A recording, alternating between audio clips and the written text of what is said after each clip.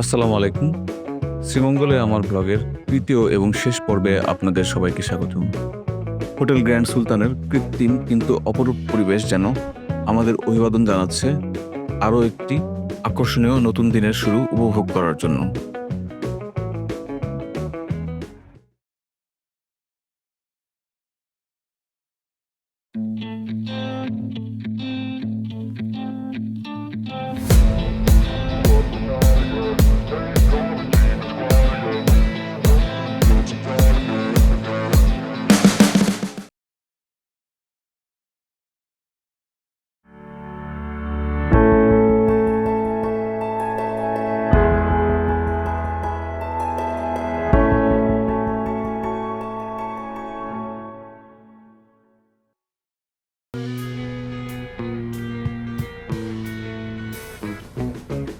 শীতকালের অরণ্য আর টিলা বেষ্টিত শ্রীমঙ্গলের সকালটা অনেক বেশি সুন্দর। তাই দিনের শুরুর সময়টাকে কাজে লাগাতে ভোর 6টার মধ্যে বেরিয়ে পড়লাম। আমাদের উদ্দেশ্য আশেপাশের কিছু ইকো রিসোর্ট এক্সপ্লোর করা। শুরুতেই আমরা প্রবেশ করলাম শান্তিবাড়ি ইকো রিসোর্টে। রিসোর্টটা মেইন রাস্তা থেকে বেশ খানিকটা ভিতরে। রাস্তায় সিএনজি পার্ক করে আমরা গ্রামের মেঠো পথের মতো একটা পায়ে হাঁটা পথ ধরে 10-15 মিনিটের মতো হেঁটে পৌঁছে গেলাম রিসোর্টের আঙিনায়।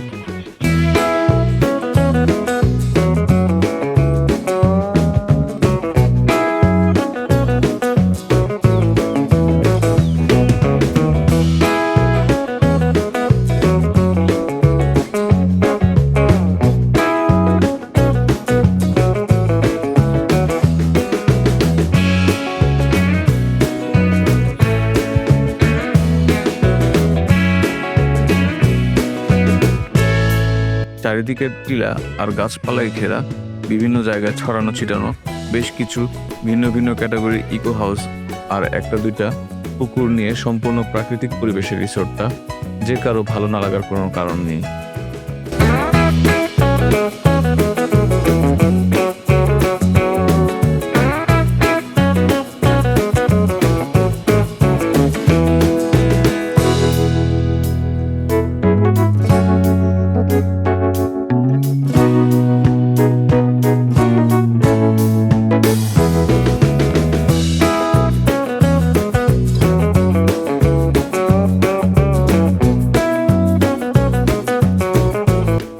আমরা সবাই মিলে রিসোর্টের একটা টিলায় উঠে পড়লাম।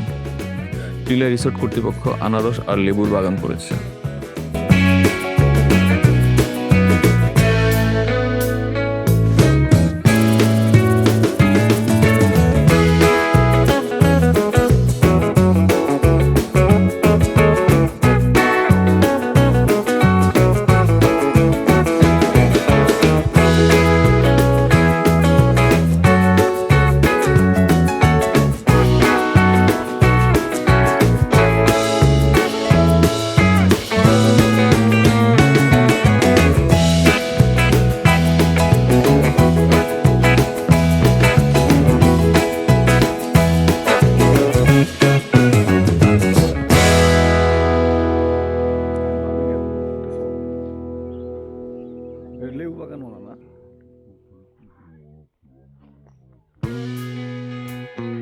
টিলার উপর থেকে সূর্যের রশ্মি আর আশেপাশের সারি সারি টিলার মিশেলে এক অদ্ভুত প্রাকৃতিক পরিবেশের দেখা মিলল, যেটা আমাদের এই সফরটাকে আরো প্রাণবন্ত করে ফেললো।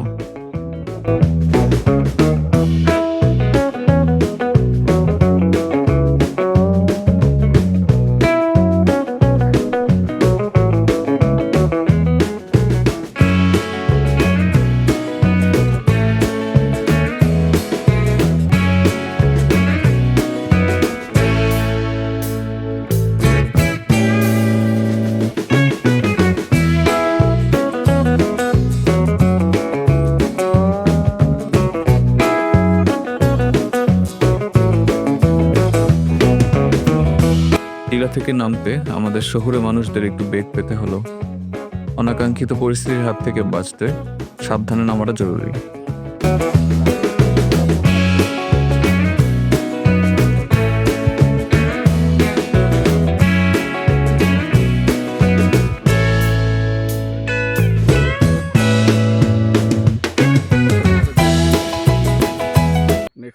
কিছুক্ষণ সময় পার করে আমরা পরবর্তী ইকো রিসোর্টের জন্য চলতে থাকলাম।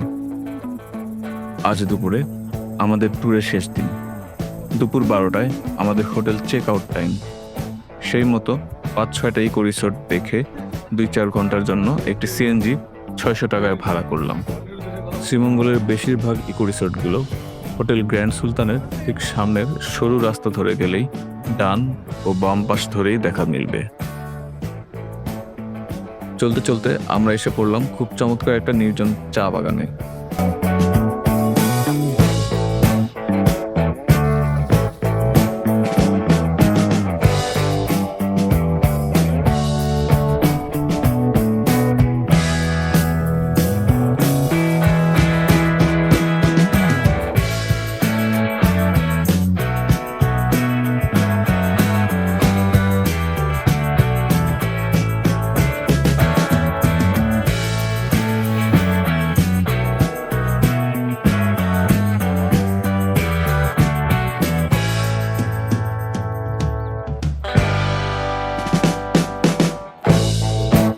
এই চা বাগানের নাম জেরিন টি স্টেট। এখানে কিছু সময় পার করে আর কিছু ফটোশুট করে আবারও রওনা দিলাম।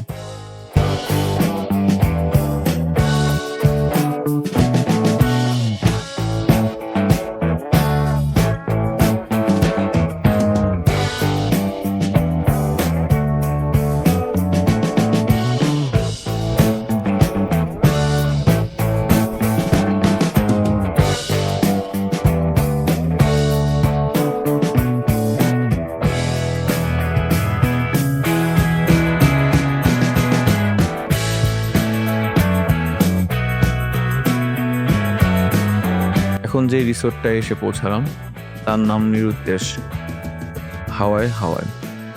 আকারে খুব বড় না, কিন্তু এর ভিতরেও একটা প্রাকৃতিক নীরবতা আমাদের বিমোহিত করেছে।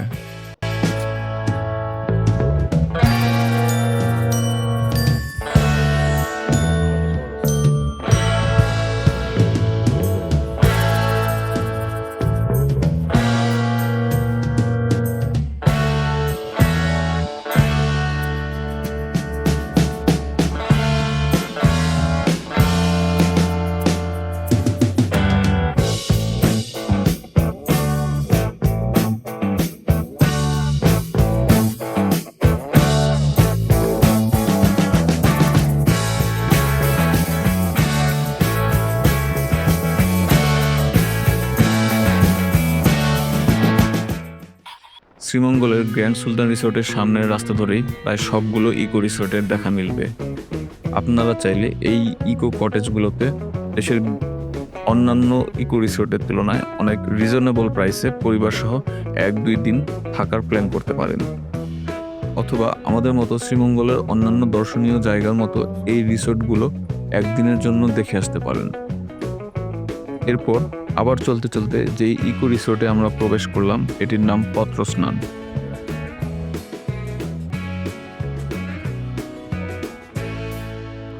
রিসোর্টে ঢুকতেই টিলার উপরের একটা কটেজ থেকে এক অতিথির দরাজ গলার রেওয়াজ শুনতে পেলাম।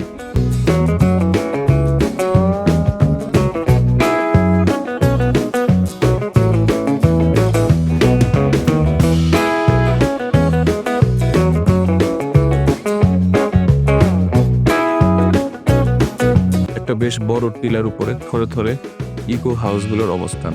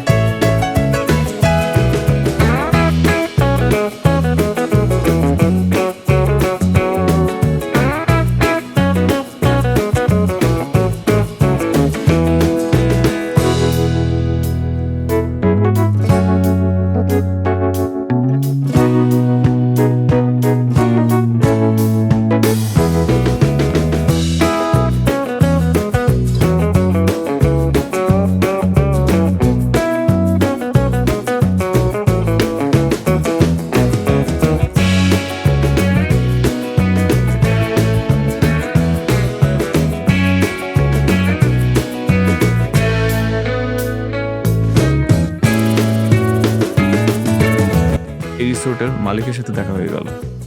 উনি যে খুবই শিল্প সাহিত্যপ্রেমী তার রিসোর্টের ডেকোরেশনে তা স্পষ্ট ফুটে উঠেছে।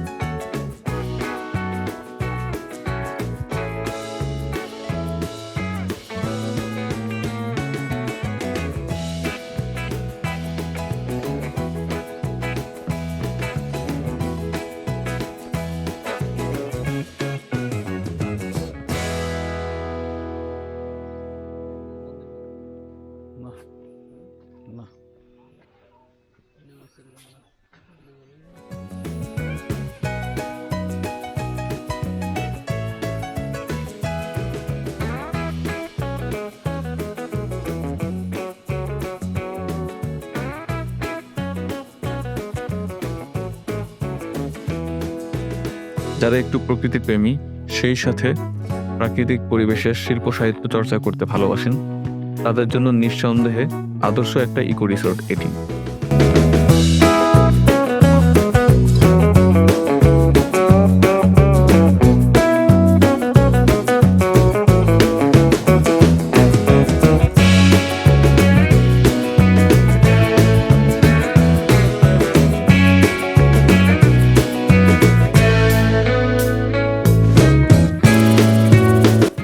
ফেরার পথে আরও একটি ইকো রিসোর্ট যার নাম নভেম ঘুরে যাওয়ার প্ল্যান ছিল, কিন্তু রিসোর্টের গেস্ট ছাড়া কেউ এখানে অ্যালাউ না, তাই রিকোয়েস্ট করেও ঢুকতে পারিনি আমরা। তবে সুন্দর এই কটেজটার কিছু ফুটেজ জোগাড় করেছি আপনাদের জন্য।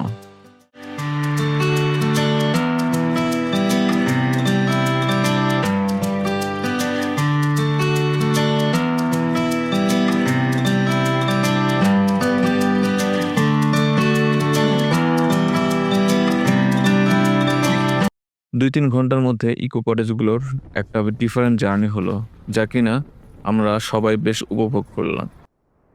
হোটেলে ফিরে ব্রেকফাস্ট সেরে হোটেলের সামনের দোকান থেকে শ্রীমঙ্গলের কিছু চা পাতা কিনে নিলাম, আর সেই সাথে শেষবারের মতো রিসোর্টের কিছু এক্সক্লুসিভ ফুটেজ থাকছে শুধু আপনাদের জন্য।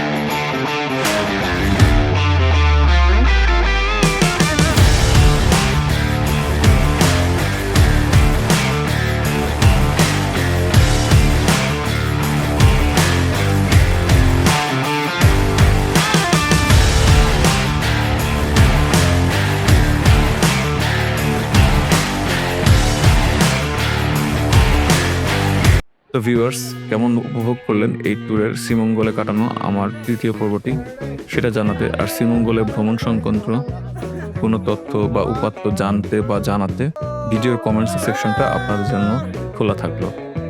খুব শীঘ্রই আরেকটা ব্লগে দেখা হচ্ছে। আল্লাহ হাফেজ।